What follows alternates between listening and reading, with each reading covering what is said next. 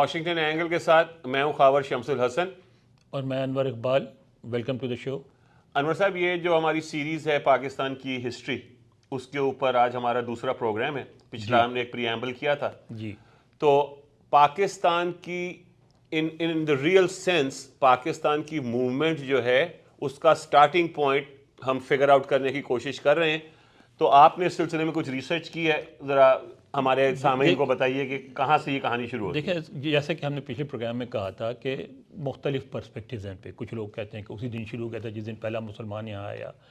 کچھ علی گڑھ موومنٹ سے جوڑتے ہیں، کوئی بنگال کی پارٹیشن سے جوڑتے ہیں 1906 میں. اور لیکن جو ایک سمجھیں کہ جس کو انفلیکشن پوائنٹ جو ہے، جس کو ہم پولیٹیکل موومنٹ کہیں کہ آرگنائز پولیٹیکل موومنٹ جب شروع ہوئی تو وہ شروع ہوئی، حالانکہ مسلم لیگ اس سے پہلے بن گئی تھی، 1906 میں بن گئی تھی.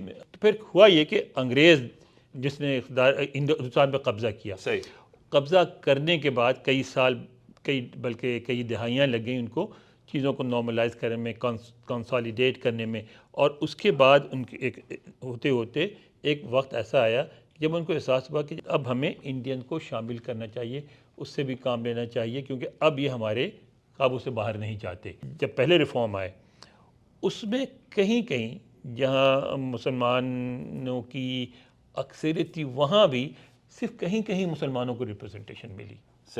ٹھیک ہے.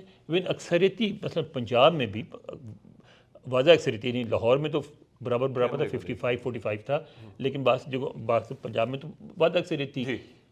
اس وقت اس کو NWP کہتے تھے، ہم KP کہتے ہیں. وہاں سندھ کو بمبے سے ملایا ہوا تھا، تو وہاں بھی مسلمانوں کی ریپرزنٹیشن نہ ہونے کے برابر تھی بالکل.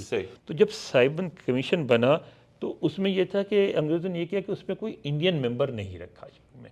تو اس کی وجہ سے مسلم لیگ اور کانگریس نے دونوں نے ڈیسائیڈ کیا کہ سائمن کمیشن کو بائیکاٹ کر دیا. اچھا، اب یہ جو 1930 میں جو نئی ریفارمز آئیں نا، اس سے مسلمانوں میں کافی ہلچل پیدا ہوئی. ٹھیک ہے. مسلمانوں کا مطالبہ یہی تھا کہ ہم ویسے ہماری آبادی اتنے فیصد بن جاتی ہے، لیکن ہم بعض علاقوں میں اتنے کم ہیں کہ ہم میٹر نہیں کرتے. تو اگر ہم مسلمان کو چنیں گے تو ہماری تعداد بڑھ جائے گی. یعنی ہمیں جو مائنورٹی پروونسز ہیں جہاں مسلمان اقلیت ہیں وہاں بھی ہمیں ہمارے ووٹ کو ویٹے دیا ہے سپریٹ الیکٹڈ کے لیے. اب کیا ہوا کہ کانگریس نے یہ ساری چیزیں جس میں 2-3 ہی پوائنٹس ہیں جو مسلمانوں کو فیور کرتے تھے، باقی تو بہرحال اکثریت کے فیور میں جاتے تھے. گاندھی صاحب نے جو نافرمانی کی تحریک کا آغاز کر دیا.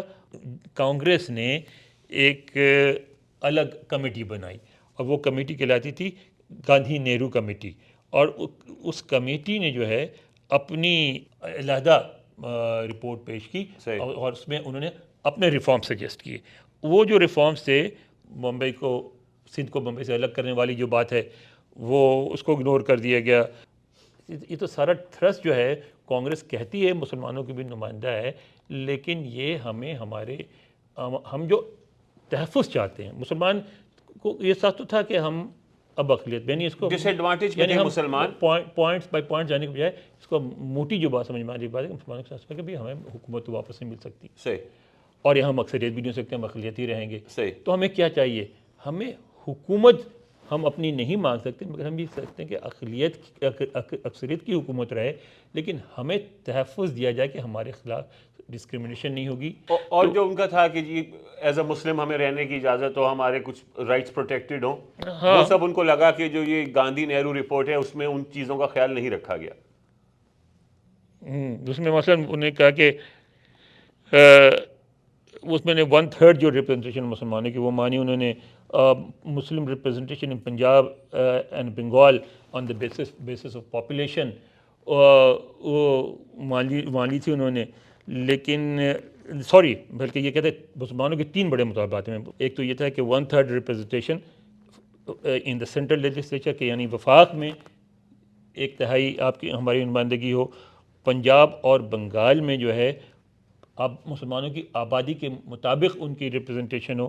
اور یہ جو فیڈرل گورنمنٹ جو federal form of government who unitary نہ ہو تاکہ مسلمانوں کا اس میں زیادہ سے رہے. تو یہ تینوں اہم جو مطالبات تھے انہوں نے ہندو لیڈرز نے ریجیکٹ کر دیا. جناح صاحب کی پوزیشن یہ تھی کہ جناح صاحب کانگریس اور مسلم لیگ کے درمیان ریکنسیلیشن کی کوشش کر رہے تھے، مسلمانوں ہندوؤں کے درمیان ریکنسیلیشن کی کوشش کر رہے تھے. ایک ابھی تک تو خیر 5 سال کی گفتگو شروع نہیں ہوئی ہے لیکن کوشش کرتے، لیکن انہوں نے اس کے بعد ان کے بیانات ہیں جس میں انہوں نے کہہ دیا کہ کوشش تو میں کر رہا ہوں لیکن مجھے لگتا ہے کہ ان کوششوں کا کوئی فائدہ نہیں ہوگا، کیونکہ جو ہم میں بیسک تحفظ ہے ہمیں وہ بھی دینا نہیں چاہتے.